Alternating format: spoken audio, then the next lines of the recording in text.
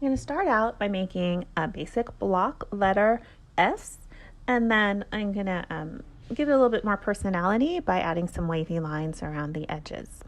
So you can see I started out by writing a letter S very large with a yellow marker, and now I'm tracing around the outside of it with a black Sharpie flip chart marker. So that's a basic block letter, and you can stop there if that's all you're looking for. But if you want to make it a little bit more interesting, you can just add some wavy lines, which is what I'm doing right now. So I'm starting with kind of a large wave and then a small one on the end of the S. And there's no rule about the best way to make your waves if you want them big or small. You can alternate them. It really just depends on what kind of look you're going for and the space that you have and the time you have too. So now I just went around the outside of the S with kind of more of a bumpy line than a wavy line, and varying the sizes of the bumps or the waves.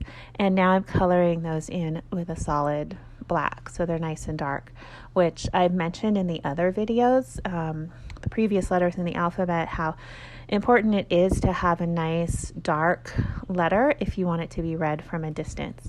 So doing something like this around the outside of the letter is much faster than coloring in the entire letter, and it greatly helps in readability from a distance. So sometimes that's all you need, just making the outside of a big block letter darker, thicker, bolder, instead of coloring in the whole letter. So that can be really helpful when you don't have so much time or you don't have enough markers to do that, because it takes a lot of ink.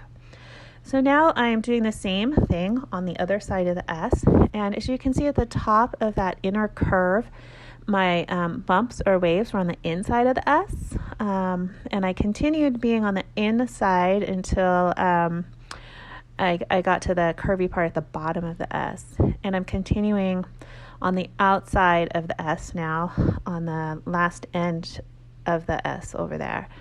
And then I'm continuing around on the outside of that bottom curve. So you can see I alternated between inside and outside in this letter, and that can be a really fun effect. It makes a little different effect.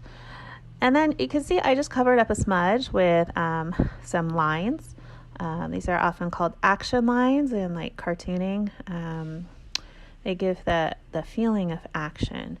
And I may not have drawn those exactly like that if there wasn't a smudge on the page, but as you can see, it pretty much covered up the smudge, and you don't even know it's there. Smudges happen very easily when you use water-based markers, so it's something you do need to be aware of. And then I just went back and I added some dots around the S just to add a little bit more interest and make it look just a little bit more balanced. So that is a wavy edge capital S that hopefully gives you some ideas and inspiration for how you can create your own.